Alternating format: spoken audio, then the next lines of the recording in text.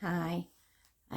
So I'm just really on a bit of a personal share mission of two things that have come up in the last 2 weeks that have really, really made me delve in to my own teachings and really forced me to confront where that comes from, the motivation behind it, and confront my own embodiment of it, which is no bad thing.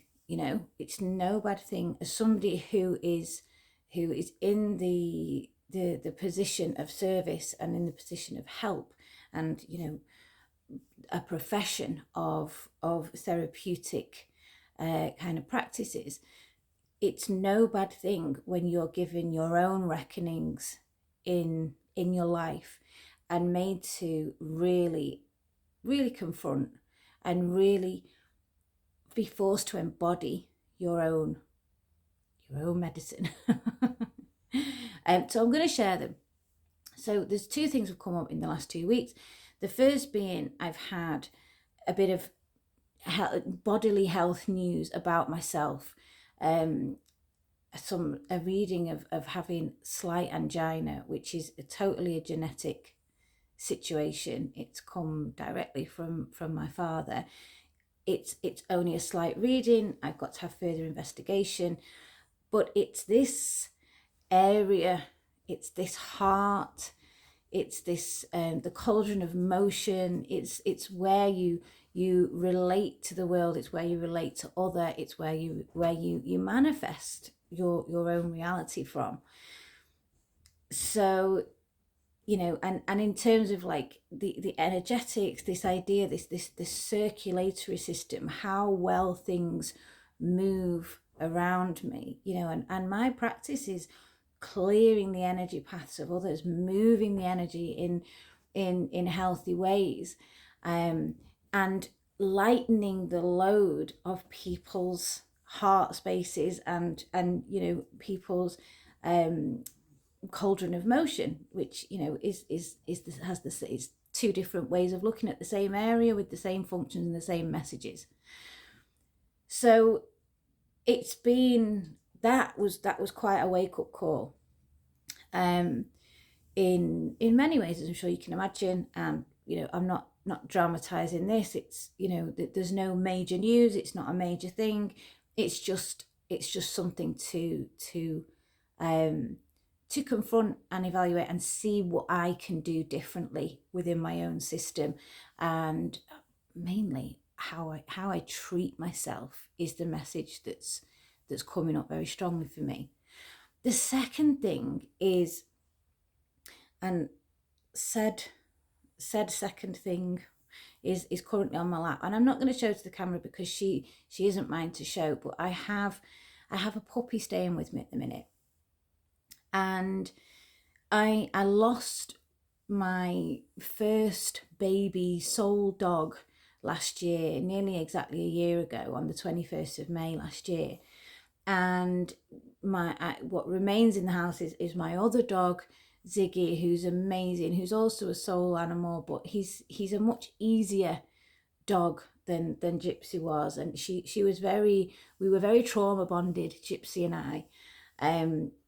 So we had this real attachment to one another that sometimes wasn't that healthy, and certainly it was very restrictive. It made life very restricted for me for 11 years, and when I was away from her I felt dreadful. So it was a different kind of relationship than I have with Ziggy. Ziggy's an absolute dreamboat. He's dead easy. Anyway, so we've toyed with the idea, me and my children, of getting another dog over the time, and a puppy came up for adoption with a local rescue charity. And so I took her on for 2 weeks with a view to, if everything settled and everything went well, to adopting her. And And I knew very quickly within the first few days, because I got her on the Sunday, and on the Wednesday I had the results about my health. And I knew very quickly that it wasn't a fit. It wasn't a fit for me for now. And but the outward kind of response to that from other people has been, oh, she's gorgeous and she's this, and you could, in a year she'll be different, and this, and it's like, and I get it, and I have eyes, I have a heart. She's the most beautiful thing ever. I'm totally in love.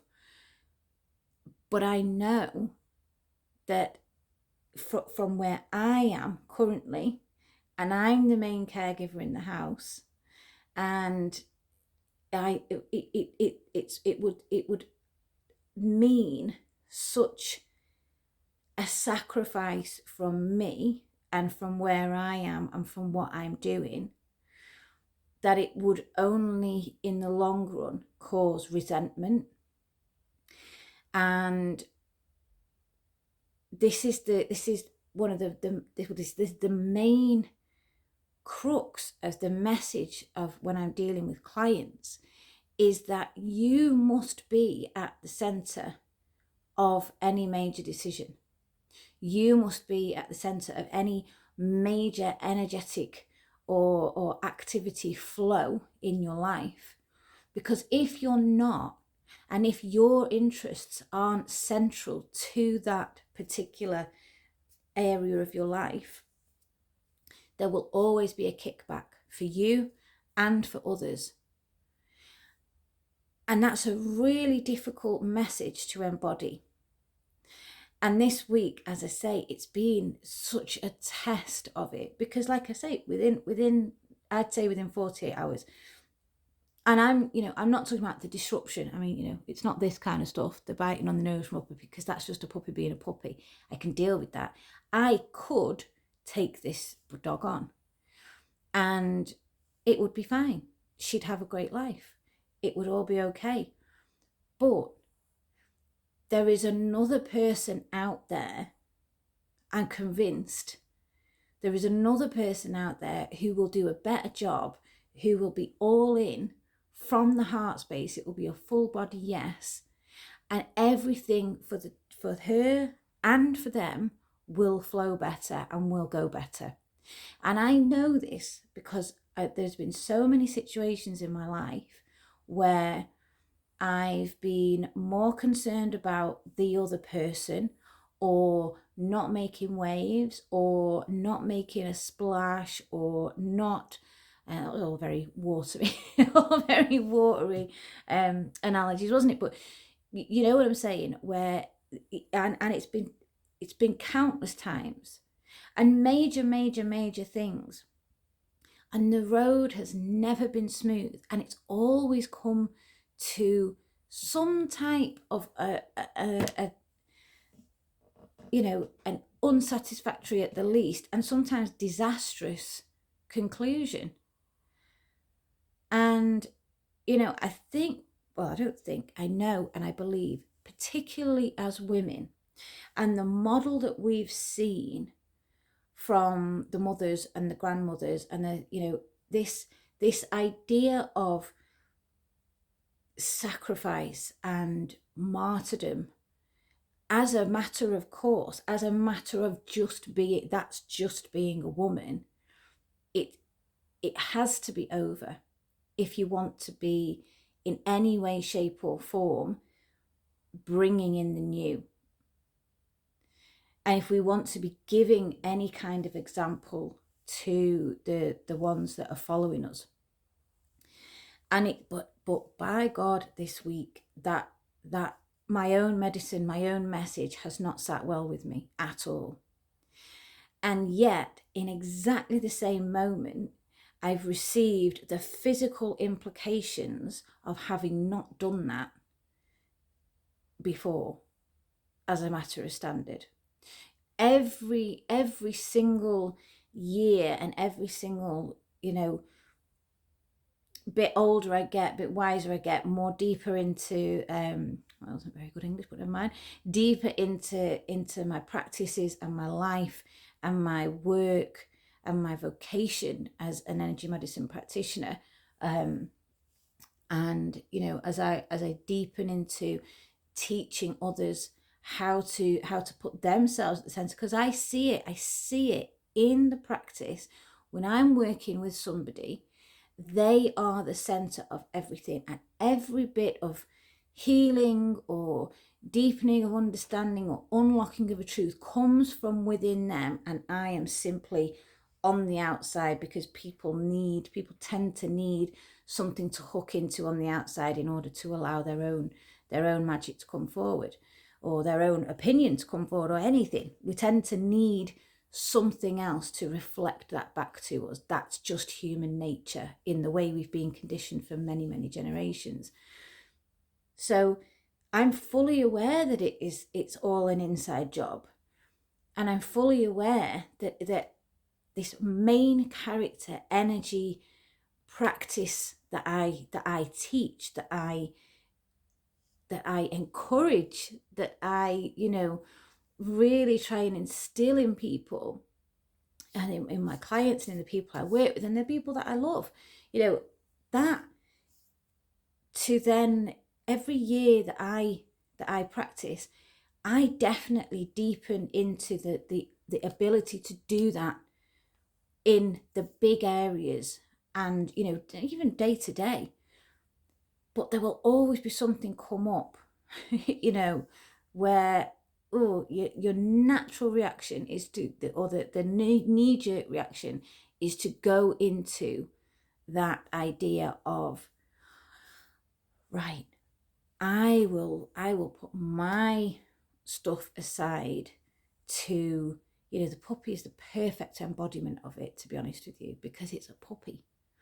Who doesn't fall instantly in love with the puppy? If you don't, there's something seriously wrong, But that idea that I am the only person who can love this puppy adequately, and therefore, if I don't do it, it's not going to get done. Now, this is the big embodiment of this, but we do this all day long, We overtake, we overgive, but within that overgiving, we have this resentment that spills out. It cannot help energetically spill out into whatever we're doing. So the purpose and the point of this is just to share this message of, really coming into just even the acknowledgement that unless you are the central character, the main character of your own story, because all we're doing is partaking in a bunch of crossing over stories, interwoven stories, unless you are embodying that central main character of your own story and making decisions truly from a place of what is best for you in order to serve, in order to mother, to father, to own a business, to be a colleague, to be a better human, to be a part of this world, unless you're coming from that position in truth and in autonomy, there are repercussions for those that you want to assist, and definitely for yourself. And if you would like to learn any more about this with me or with somebody else, or make those steps. Start to learn. They are called practices for a reason. It is a constant and continuous striving to truly come from these places, and everybody messes it up and everybody makes a misstep, myself included. Everybody struggles with the lessons, even when they've had the lessons year in, year out. Apropos the person speaking to you at the moment, you'll always be met with a challenge. But if you can even begin to start to take that view and to take that stand in your life, literally magic unfolds from there. and the benefits of work that you do, and the benefits of coming from your own central needs and your own central desires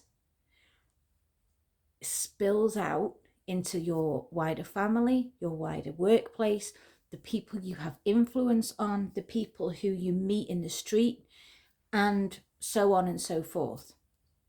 It has to start with you. And in this moment in time when we're so focused on what is happening out there in the world and feeling so helpless, the best thing anyone could do for the state of this world is start investing in looking at your main character energy practices and how to embody that in your life. Final kind of note is going to be, what is my final kind of note going to be? I've been distracted by the puppy beauty, and I will think on.